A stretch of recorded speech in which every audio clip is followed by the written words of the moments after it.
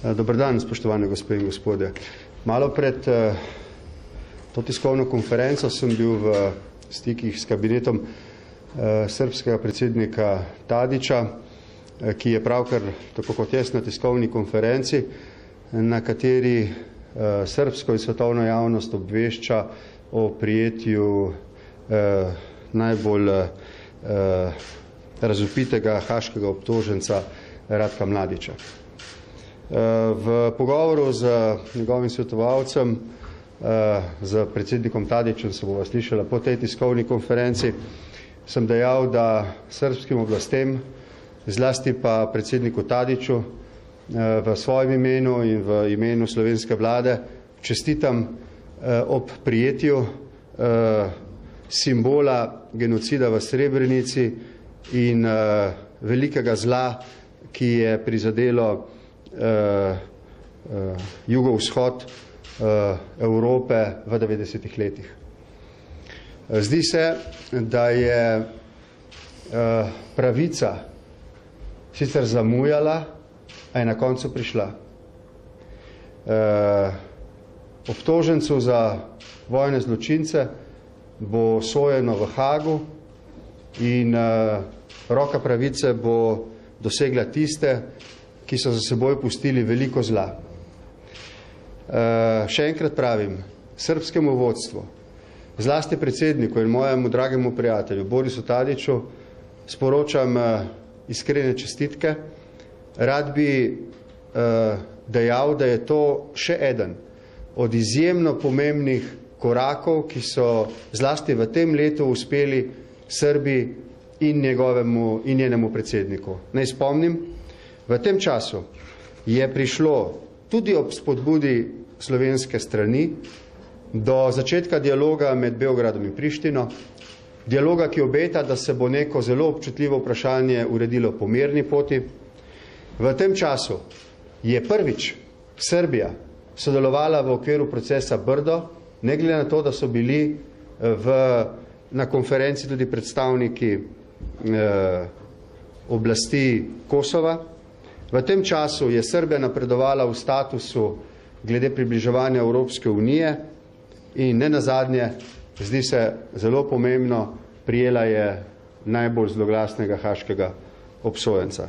Skratka, dovolite mi, da na ta zelo pomemben dan, ki lahko pomeni korak k spravi na tem občutljivem delu starega kontinenta, čestitam vsem tistim, ki so tako ali drugače prispevali k njegove aretaciji, kar pomeni, da mu bo v skladu s pravno državo sojeno in da bo krivicam in pravici zadoščeno.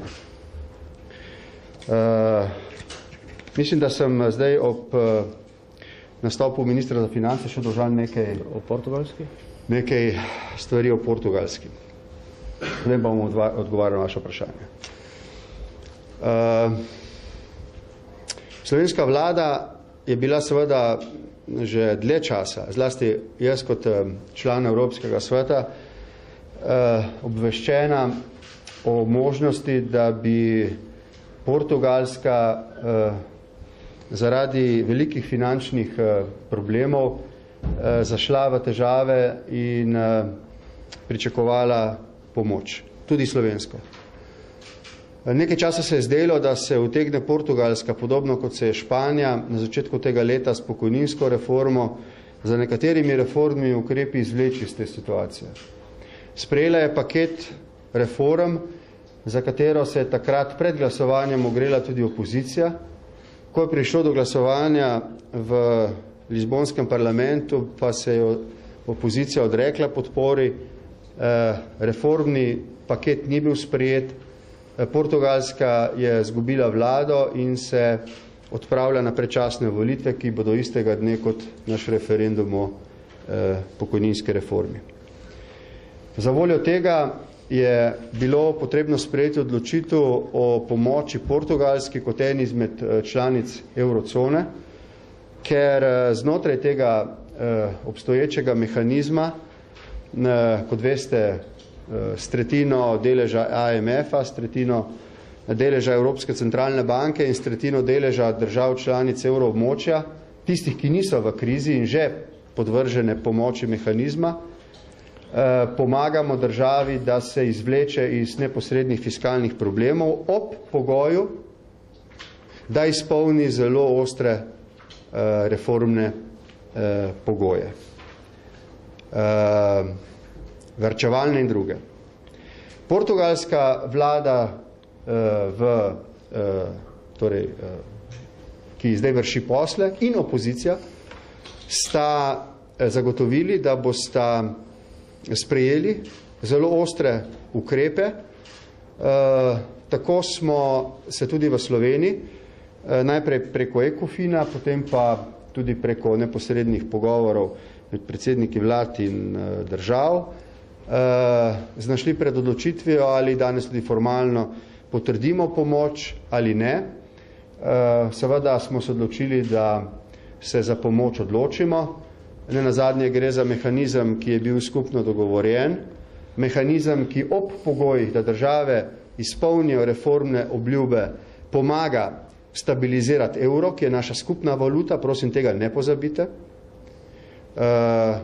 In tretjič, da bo seveda v primeru Grčije posojilo vrnjeno, v primeru Irske in Portugalske pa preko kapitalskih naložb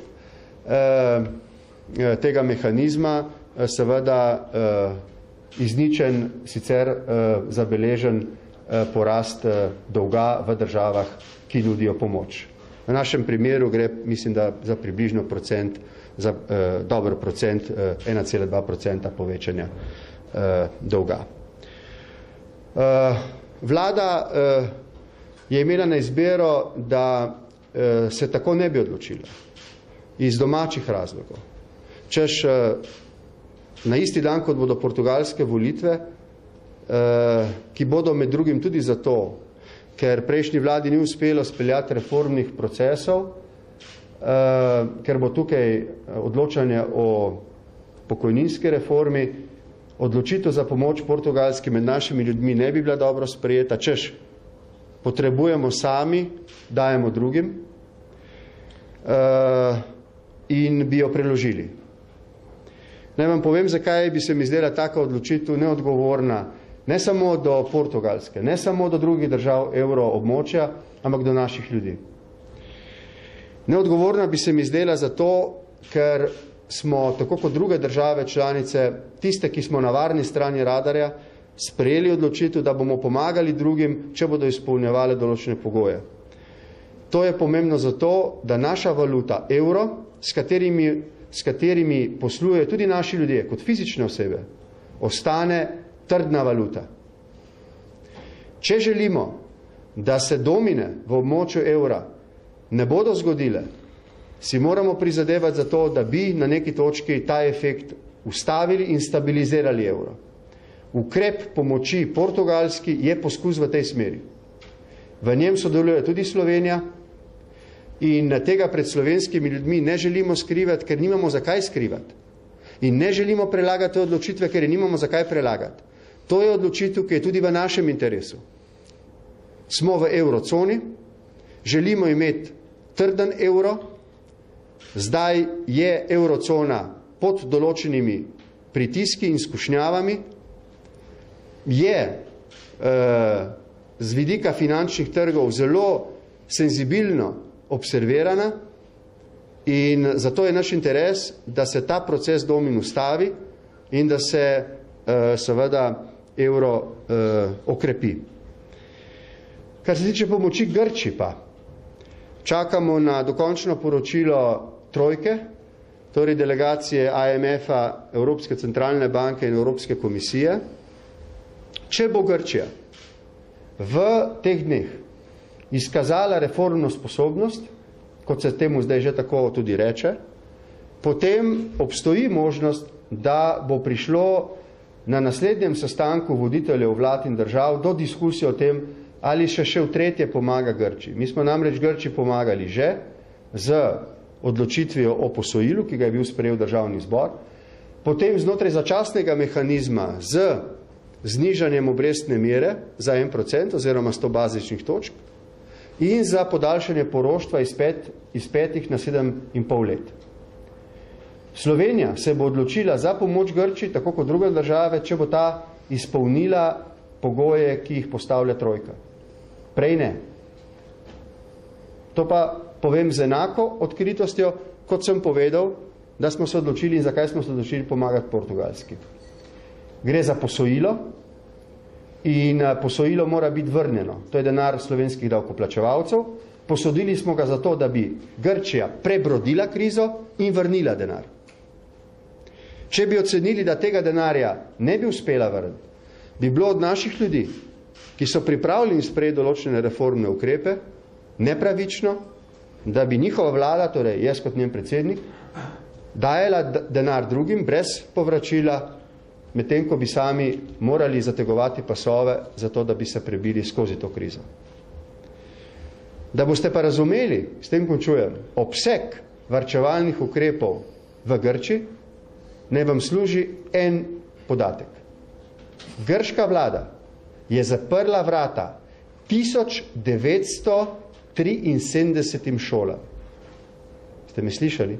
1973 šolam.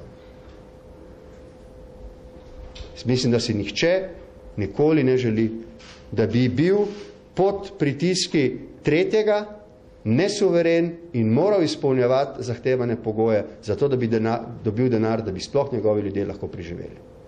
Slovenija zaenkrat še na varni strani, imamo obvladljiv primanjkljaj, imamo obvladljiv dolg, ni dobenih nevarnosti, če bomo naprej napredovali za reformami, da bi na tej varni strani tudi obstali.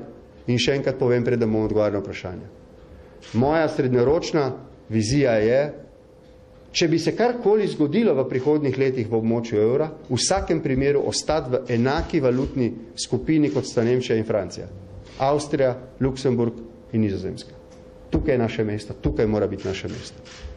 Prosim za vaše vprašanje. Hvala, predsednik. Ja, Boštjan, izvoli. Boštjan Veselič, Info TV. Gospod premijer, jaz bi se vrnil na kampanjo o pokojninski reformi. Nekako imamo spominu, da ste na tiskovnih konferencah večkrat poudarjali, da bi morali argumenti priti do izraza in da bodo argumenti odločali. Pa vendar sedaj tudi po zaslugi vlade se bolj govori o Urški, Čepin, o kontracepciji. Je bila ta strategija napačna? Zanima me vaša ocena vsega tega, kar se je zgodilo. Osebno sem svoje stališče že bil povedal v ponedeljek na tiskovni konferenci.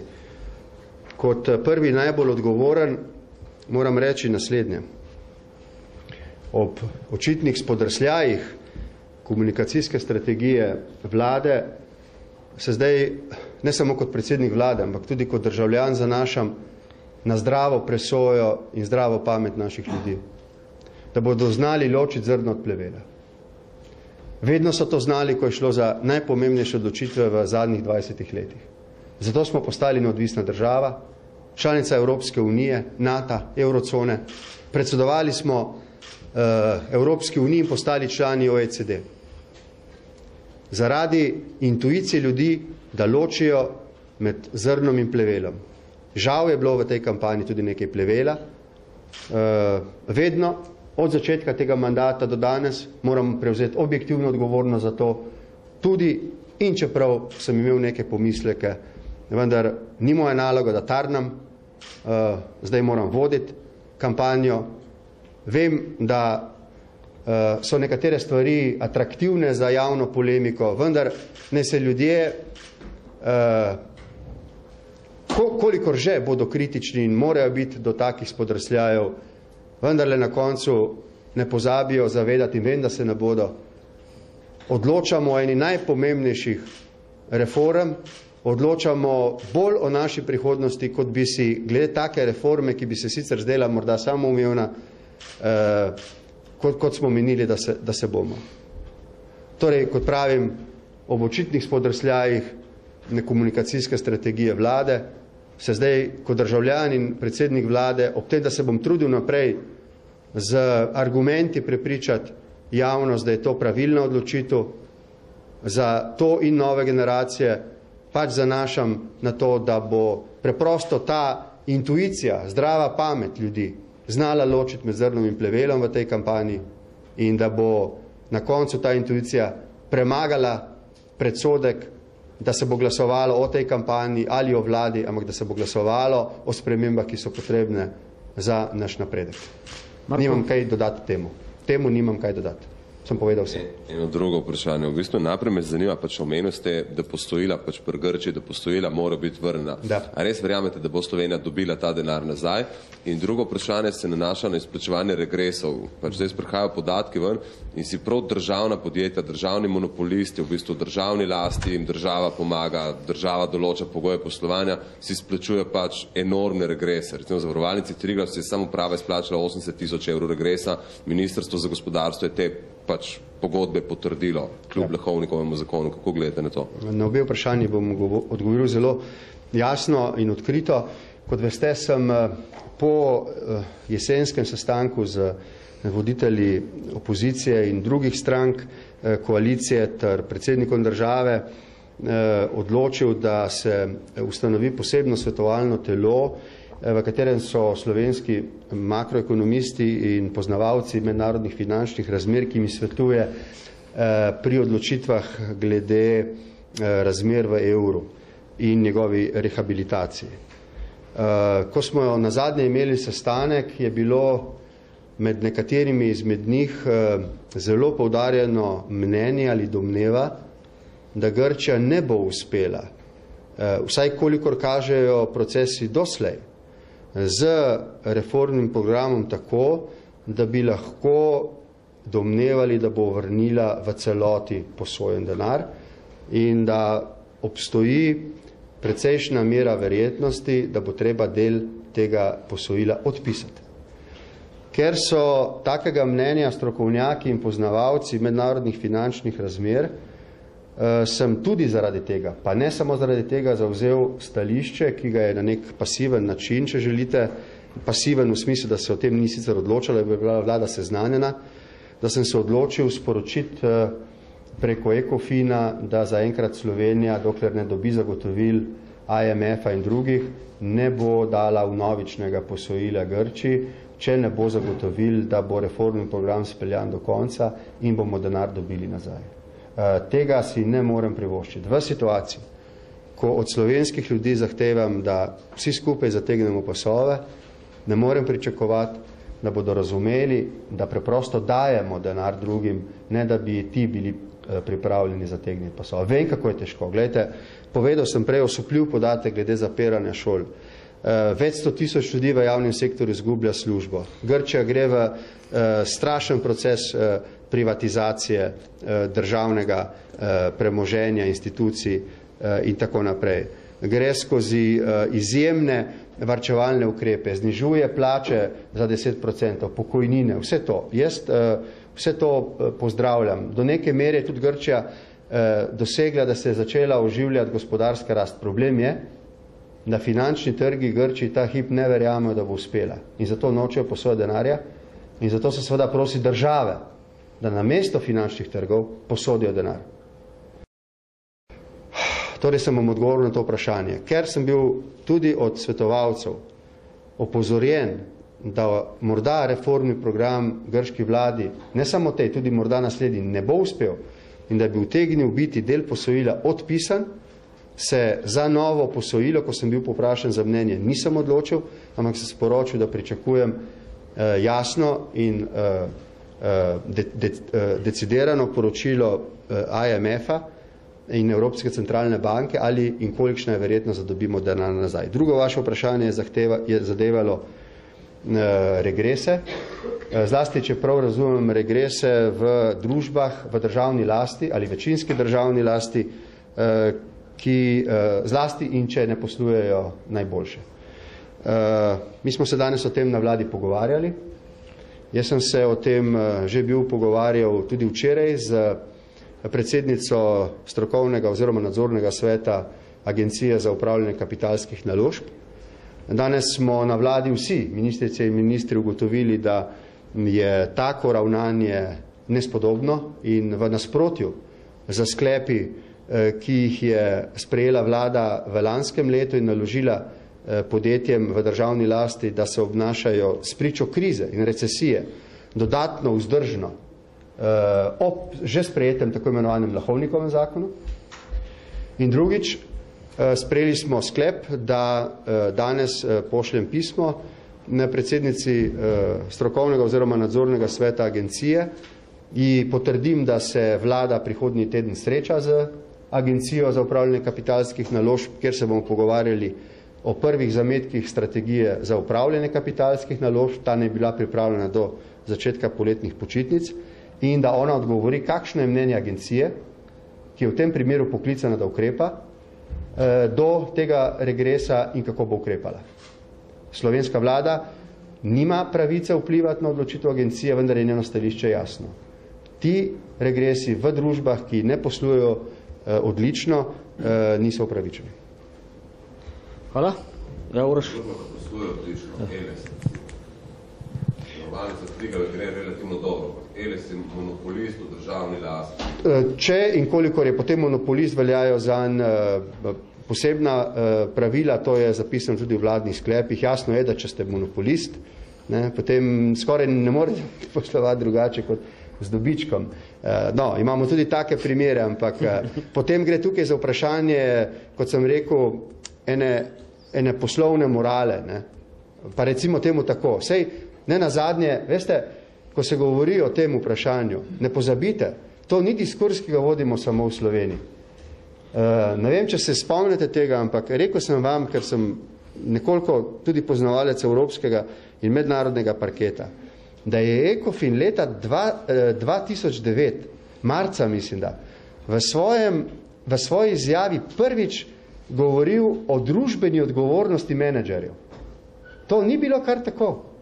Do takrat so bili menedžeri za finančne ministre nedotakljivi. Takrat se je prvič govorilo tudi o družbeni odgovornosti menedžerjev. Kar pomeni, zakone je potrebno spoštovati, če ne greš v kazenski postopek. So pa tudi stvari, ki niso stvar zakonov in prava, ampak so stvar neke poslovne morale. In tam se začne tisto, čemu pravimo družbena odgovornost. In če je ECOFIN opozoril na to, če je na to opozoril ameriški predsednik Obama v najbolj neoliberalni državi na svetu, potem mislim, da imamo pravico to storiti tudi mi. Prosim. Uroš. Uroš Kerl za Dnevnik. Imam dve vprašanji. Prvo je, se nanaša na prijetje Mladića, s katerim ste začeli to tiskovno konferenco. Rekli ste, da je bil oziroma je Mladić simbol zla v nekdanji Jugoslaviji. Ravno zdaj, čez nekaj dni se bo končala kampanja zbiranja podpisov za ustanovitev meddržavne komisije, ki pa je na civilni ravni, pobuda se imenuje REKOM. Do zdaj sta to pobudo za ustanovitev komisije, katero ugotovitve bi potem prevzele vlade držav, podprla že vaš prijatelj Tadić in pa hrvaški predsednik Josipović. Kaj boste vi naredili, ko boste prejeli te podpise in pobudo? Prav mogoče je, da je v mojem kabinetu, vendar mogoče zaradi drugih obveznosti te pobude še nisem videl in lahko sklepamo o njeni vsebini samo na osnovi tega, kar ste vi ta hip rekel. Vam pa lahko povem, kaj smo se pogovarjali prvič na personalni trilaterali, ko sva se dobila z premijerko Kosorjevo in predsednikom Tadićem, kaj sem se pogovarjal preteklo nedeljo na forumu v Vahavu, severno Dunaja, in kaj je omenil včeraj kot eno pomembno stvar eden od britanskih novinarjev, ki ob moji improvizaciji, ki je nagovoril včeraj ljudi, ki so bili na odprtju razstave ob 20-letnici Slovenije. Povsod je ena beseda, sprava. Sprava ne pomeni zanikanje resnice. Sprava pomeni odkritje resnice in sposobnost, da ne glede na to, kako potem gledamo na to resnico, lahko z njo živimo. Sprava pomeni odgovornost generacije, ki ni storila krivic, da morda stori vse za to, da bodo generacije, ki bodo prišle, razbremenjene polemik za in proti glede nekaterih stvari, ki sodijo v preteklost. Zato, ker bo te stvari na pieteten in politično moder način spravila z politične agende v, bom rekel, eno najprimeren način. Ne kot predmet spora, ampak kot predmet moralne obveznosti, da se to primerno uredi. Jaz mislim, da ti procesi sprave kljub vsemu potekajo na področju jugovzhodne Evrope. Tudi pri nas, ne nazadnje. Sej, poglejte, nobena država, tudi Slovenija, ni brez temnih lis v svoji zgodovini. In ko sva zadnjič govorila z vicekanclerjem zvezne avstrijske vlade in mi je govoril o bilateralnih odnosih s Češko in pobudo Klausa, sem dejal, da Slovenija ne more imeti dvojnih standardov glede sprave navznoter in sprave navzven. Mi smo zavezani resnici in pravici. Pričemer seveda obstaja tudi pravica do tega, da na odkritja, tista, ki so že znana in tista, ki še pridejo, vsak človek, zlasti tisti, ki ima osebno izkušnjo s časom, gleda na svoj način, vendar pa se to mora na nek način politično tematizirati tako, da se tematizira z eno poštenostjo, z eno pieteto in da se prispeva k temu, da pride do pomiritve med ljudmi, ne pa do hujskanja in do novih nestrpnosti. Torej bi bila vlada pripravljena sprejeti ugotovitve komisije, ki ni vladna komisija? Priznavam, da premalo poznam, da vam bi zdaj odgovoril, ampak to je moje načelno stališče. Tudi verjetno bo k temu, če mi govorite, da sta odgovorila predsednik Tadić in predsednik Josipovič, žirto pozvan naš predsednik Tirk in potem bo on na to odgovoril. Ampak to je moje stališče zdaj, ne da bi poznal to pobudo in več skoraj ne morem reči. Drugo vprašanje v zvezi z vprašanjem, ki se je v zadnjem tednu odprlo v medijih, namreč pomoč Slovenije in Evropske unije beguncem na čolnih iz Libije. Zanima me, ali bi v okviru pravnih možnosti, ki že obstajajo v Evropski uniji, naprimer dokument, ki je bil sprejet 1. aprila, EUFOR Libija, in pa v okviru odgovornosti za zaščito, ki je del koncepta Združenih narodov, lahko Slovenija se temu pridružila ali v kakršnikoli obliki, morda tudi s kakšnim sredstvom, kot je vojaška ladja? Jaz sem sproti obveščen, ali se na svetu ministrov za notranje zadeve diskutira, zlasti pa, če se sprejme kakršnakoli odločitev, ki sproži avtomatične mehanizme, ki jih pozna Evropska unija za solidarno pomoč v primeru humanitarnih kriz. Tudi danes mi je ministrica Kresalova na moje vprašanje, ali se je to že odločilo, ali obstaja namen, da se odgovorila, da razmere niso take, da bi se Evropska unija oziroma svet notranjih ministrov odločil za sprožitev tega avtomatičnega mehanizma za solidarno pomoč v humanitarnih krizah. To je prva stvar. Druga stvar je seveda enostranska odločitev držav, da se odločijo pomagati beguncem in kot veste, nekatere države to že počnejo. Bodi si, da to hočejo, bodi si, da to morajo. Če siromaki pristanejo na obalah Lampeduze, na obalah Italije, Španije, potem tem oblastem ne preostane drugega, kot da pomagajo tem ljudem. Tisto, kar me do neke mere, bom rekel, preseneča, je, da nekatere države, ki sicer podpirajo uporabo sile, recimo za nadzor zračnega prostora, zato, da bi zaščitile humanitarni interes v Libiji, niso pripravljene potem pomagati ljudem, ki bežijo iz nje zaradi razmer doma. In če bi se zgodilo v prihodnosti, da bi se znova vzpostavile šengenske meje zaradi tega, da bi se preprečevalo prosto prehajanje ljudi, ki so se znašli v stiskah in dobili zatočišče v Evropski uniji, to ne bi bil dober znak za našo prihodnost. Kar se naše pomoči tiče, vam bi rad povedal, da se, ko ocenim, da je to potrebno, pogovarjam z vsemi relevantnimi v tej državi in ocenjujem ter koordiniram ukrepe. Zaenkrat sicer vemo, da na meje Evropske unije, zlasti na meje Tunisa, Egipta, Libije pritiskajo množice beguncev, pričakovati je val, vendar zaenkrat ta val ni, po mnenju ministra za notranje zadeve, tako neobvladljiv v teh razmerah, da bi se moral sprožiti, kot rečeno, ta mehanizem. Vi sprašujete, ali se bomo bilateralno odločili za pomoč. Zdaj, tukaj bi rad dve stvari rekel. Ena je pomoč beguncem. Če in kolikor, ne da bi zdaj karkoli konkretnega dejal v zvezi z oblikami pomočmi, bo Slovenija lahko naredila sorazmerno s svojo močjo, potem prav gotovo ne bomo odlašali s takim ukrepom, če bomo lahko v skladu z našo močjo pomagali komu. Vendar pa vam moram reči, da ne bi želel dati, tudi kot predsednik vlade države članice NATO, ki je dovolj zgodaj, takoj na začetku povedala, da ne bo sodelovala z vojaškimi sredstvi v kampanji proti Libiji in da se zavzema za posredovanje izključno znotraj okvirov resolucije 1973, ne bo odločila za prihod na libijska tla. Če in kolikor lahko humanitarno pomagamo, ne da bi se to zgodilo, se bomo morda v okviru naših moči tudi odločili. Ali sem bil zelo jasen? Koliko ljudi bi se morali utopiti, da bi bilo potrebno pomagati? Glejte, bom obrnil odgovor.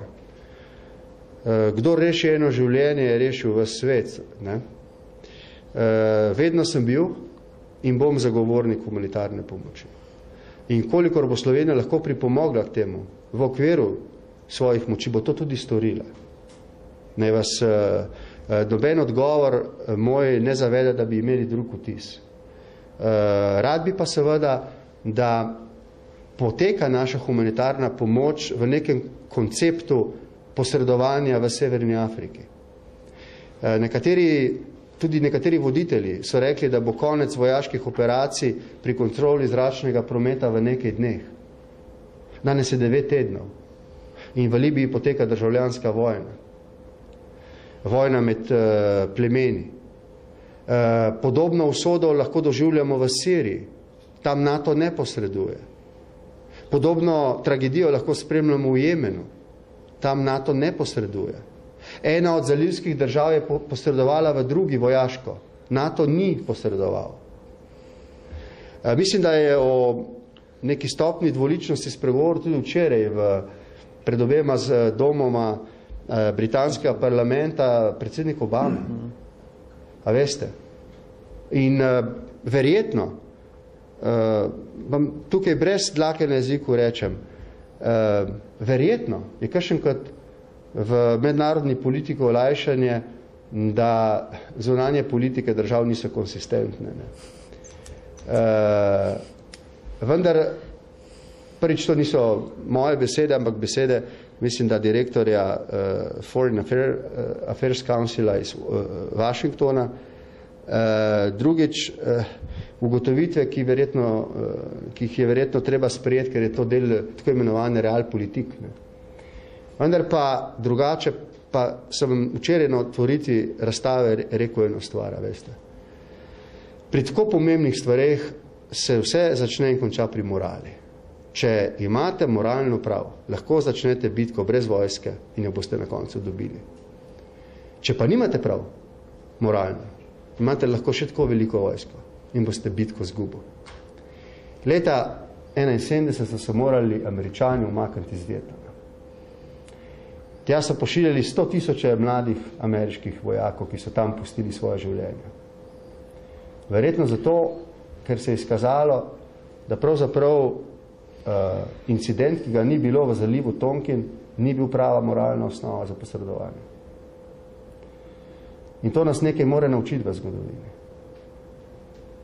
Zdaj vprašanje, predsednik Martin. Martin Tomažin, Pop TV. Prvo vprašanje na te regrese in sicer vaš komentar me zanima. Vlada pravi, da je za to odgovorna AUKN pa pravi, da so za izplačila teh regresov odgovorne uprave. Se pravi, v tej državi nekako zgleda, kot da gre za prelaganje odgovornosti. Vaš komentar na to. Jaz bom zelo razočaran, če bo predsednica uprave ostala pri tej izjavi, ko si bova gledali z oči v oči. ker zato je ona bila ustanovljena in ima pristojnost in odloča o pomembnih stvareh. Ta ista uprava se je, zavedajoč, da ima vlada drugačno stališče, odločila zadnji hip, da vstopi v proces dokapitalizacije NKBM. Če je imela to moč in pristojnost, bo imela tudi to moč in pristojnost, da odloči o regresih, brez skrbi. Potem upam, to sem že dejal, državni zbor, kot tisti, ki mu je agencija dolžna odgovarjati, lahko enkrat vendarle opravi nek hearing v državnem zboru.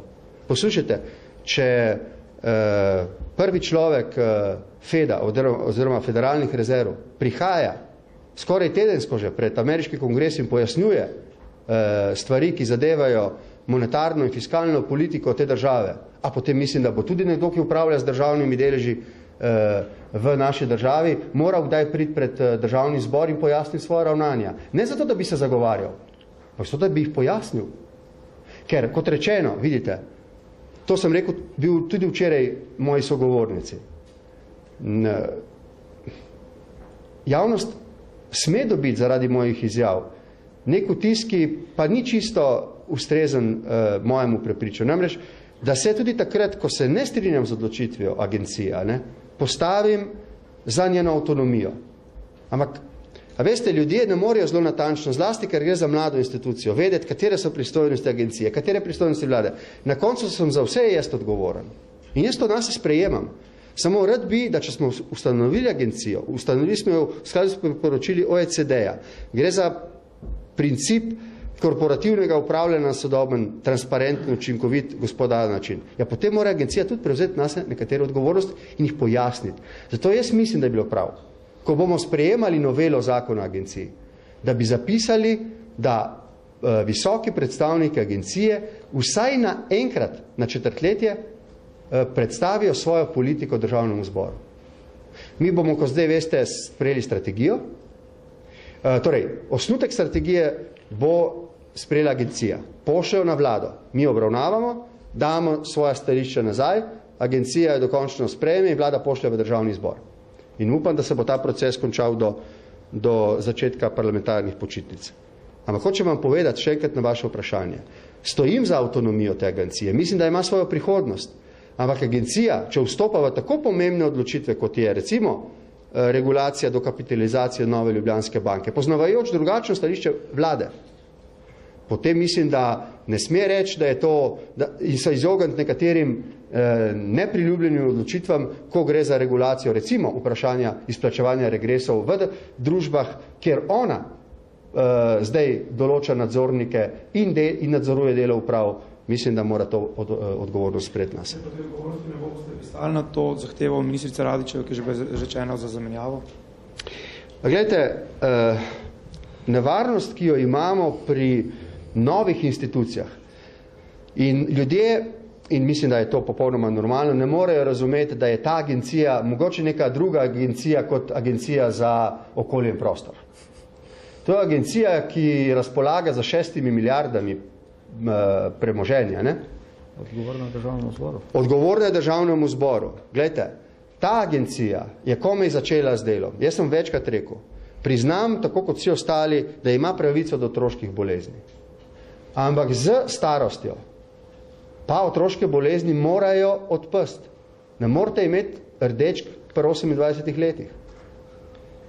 In pričakujem, da bo agencija iz dneva v dan postala sicer še bolj avtonomna, tudi bolj odgovorna in da bo znala pojasniti svoje odločitve. Zato pravim, ko se ne strinjam z njeno politiko, ne morem takoj pomisliti, da bom razrešil člane uprave. Veste, zakaj ne?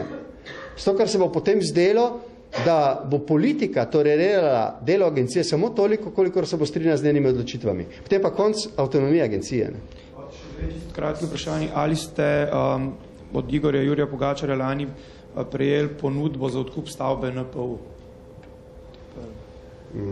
Mislite, kako jaz osebno? Ne, vlada. To ne bi vedel, lahko preverimo, ne morem se spomniti. Ne morem se spomniti, ali je to res ali ne, ampak je vodja urada zadolžen, da to preveri. Vsekakor, tudi če smo, se jaz in moj urad s tem potem ne ukvarjamo, samo predamo pristojnim institucijam naprej. Prosim. Še eno čisto kratko vprašanje športno. Za kolega zanima ga, če spremljate Ligo prvakov, kako komentirate ta fenomen, za koga boste navijali? Veš, da je Glejte, mislim, jaz razumem, da mi postavljate težka vprašanja, ampak tako težka pa mislim, da si nisem zaslužil ta dan. Najprej moram reči, da bom na začetku tekme imel govor v festivalni dvorani na Bledu, kjer se bomo na Slavnostni akademiji spomnili 50 let Triglavskega narodnega parka.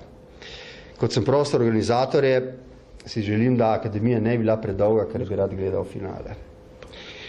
V finalu se bosta srečala Manchester United in Barcelona. Pri Barceloni mi je všeč želja po dobrem nogometu, potem, da uživajo v igri, potem, da so razigrani in da pripravijo navijače do enega triumfa, navdušenja zaradi spektakla dobrega nogometa. Pri Manchester Unitedu je potrebno spoštovati eno fenomenalno taktiko sira Alesa Fergusona. Alex Ferguson je človek, ki je 19. pripeljal Manchester do naslova pokala, državnega prvaka Premier lige, je človek, ki je zdaj pretendal osvojiti 4. naslov v Ligi šampionov, ima za sabo pokale v angleškem prvenstvu, skupaj z nekaterimi fuzbaleri v njegovi ekipi zna pripraviti navijače do spoštovanja njegovih odločitev. In od trenerjev bolj z veseljem spremljamo samo pobalinskega Mourinha. Edino tam je, bom rekel, bolj všeč zaradi njegovih vročekrvnih odločitev. To je pa verjetno zato, ker je v meni nekaj mediteranskega temperamenta. Upam, da ta del izjave ne bo zelo odmeval. Predsednik, še dve vprašanje imamo. Še? Ja, Maja? Ne. Ok. A ima ta isto vprašanje celo? Ja, po mojem, ja. Oredo, ok. Komentar na ponudbo za odkup stavbe NPU Raiffeisen leasinga? Ne, nisem dovolj obveščen, da bi vedel. Bila je pač aktualna, zdaj zadnje 2 dni ta ponudba. Katarina Kresal pravi, da se z Avstrijci ni pogovarjala, za našo oddajo so sami bankiri iz Avstrije dali nekoliko drugačno izjavo, da so z njo bili v stiku. Še vedno zaupate tudi ob teh dogodkih notranji ministrici, glede na to, da pri Raiffeisenu spet vse smeri vodijo k njenemu partnerju v Senici. Drugo vprašanje pa na kratko še ti spoti in plakati, o katerih je toliko govora. Na to vprašanje ne bom več odgovoril. Sami ste rekli, da video niste videli konkretno, ampak videlo jih je pa 20 ljudi v referendumskem štabu, med njimi so tudi ministri, tudi Katarina Kresal. Ti ljudje prav veliko dobrega vam in tej reformi ne želijo. In ali bo kdo odgovarjal za to? Jaz sem prvi najbolj odgovoren. In tukaj nimam kaj diskutirati in prenašati odgovornosti na druge. Nisem dolžan reči, da se strinjam z njihovimi odločitvami, ker se ne. Ampak dolžan sem kot ta hip voditelj sprejeti nase breme odgovornosti in voditi bitko do, upam, uspešnega konca. Drugič, kar se tiče zgradbe NPU, gledajte, razumeli boste, da obstaja vedno neka hierarhija prioritet. Ne rečem, da to ni vprašanje, ki se mu ne bilo vredno posvečati, ampak ja, dovolj zaupam ministrici Katarini Kresal, da bo znala regulirati, pojasniti vsa vprašanja in regulirati odločitve, ki bodo pripeljale do smotrnih javnofinančnih učinkov. Ker tukaj, čeprav razumem, gre za vprašanje, ali se splača plačevati leasing za hišo, ki ne bo naša, ali pa se splača hišo kupiti, ker jo rabimo, ker je tudi tako zgrajena. Jaz sem jo namreč odprl, obiskal in videl, da je prirejena potreba nacionalnega preiskovalnega urada. Za koga vi navijate? Sam da jaz vprašam, za koga vi navijate? Za Barcelono, zaradi lepe igre. Okay. Še zadnje vprašanje. Zadnje vprašanje, lahko mi gospod premijer odgovorite tudi zdaj ali ne. Ali drži, da obstaja znotraj koalicije scenarij, da če bi prišlo do predčasnih volitev, da bi bilo to jeseni?